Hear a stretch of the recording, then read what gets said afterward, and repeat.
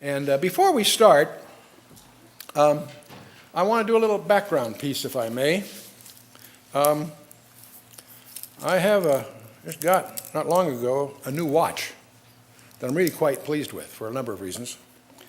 It actually is a pretty neat watch. If I told you, of course, that a group of engineers got together to design this watch, and they handed the design to some very skilled technicians that did what they needed to do, and it finally went to a very skilled factory that put it together, and that factory sent it to a wholesaler who sent it to a jeweler who sold it to the person that gave it to me as a gift.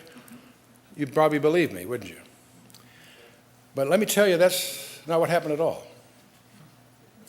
Millions and millions of years ago. Well, why are you laughing? Millions and millions of years ago, there were some atoms randomly floating through the universe.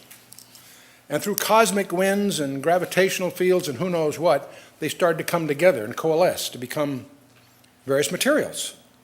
There's a clear piece of glass, I guess it is, and so forth. And it's amazing. Some of it is a special kind of silicon, so it gets its energy from the sun, doesn't need batteries or needs to be wound, and so on and so on. And obviously I could go on, but I can look at your faces and you don't believe me.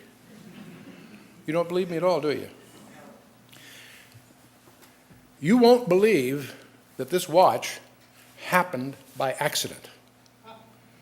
And yet it is trivial compared to the wrist on which it resides. The watch is an open loop system. Has some mechanics that are open loop. This one happens not to be open loop because it gets a radio signal to keep it on time. But the point is, the wrist it resides on is a closed loop system. And there's probably not one engineer in 1,000 that knows how to do a Nyquist resolution of the feedback loops involved, or something like that. Not only is it a closed loop system, it is self-healing.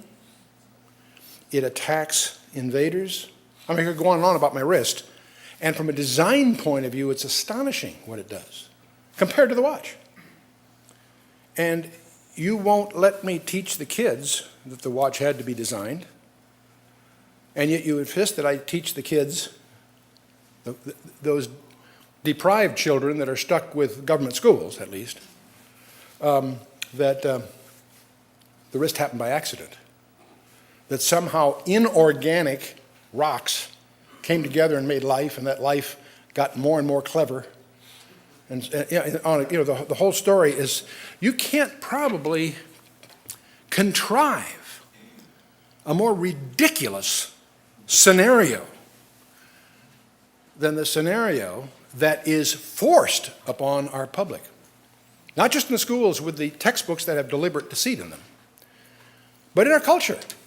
All our fields of interest, whether it's psychology, law, whatever, is influenced by this commitment to the idea that millions and millions of years ago all this just happened.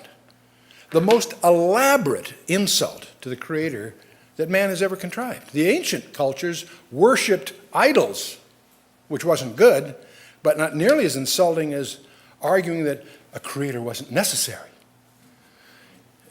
Anyway, so we're going to hit this head on because in our sequence of days, we're going to start today, this day, with life, what life is all about.